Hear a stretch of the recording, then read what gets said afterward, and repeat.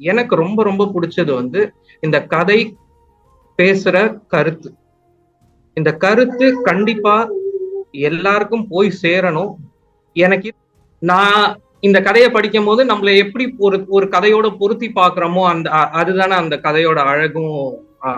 அது அவங்களே வந்து சந்தைக்கு போய் பாக்கு வித்துட்டு வந்து எவ்வளோ டயர்டா இருந்தாலும் எவ்வளோ அயற்சியில இருந்தாலும் மகள் வரா அப்படின்னா அவங்க வெளியில தான் உட்கார்ந்துருப்பாங்க.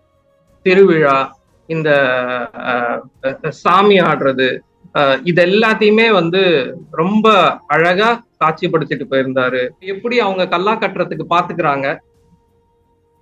அதுலயும் வந்து அந்த காயப்பட போறவங்களையே வந்து வேலைக்கும் வச்சு அவங்கள அதட்டி மிரட்டி என்னென்னலாம் பண்ண முடியும் அப்படிங்கறத உருக்கமான முடிவு.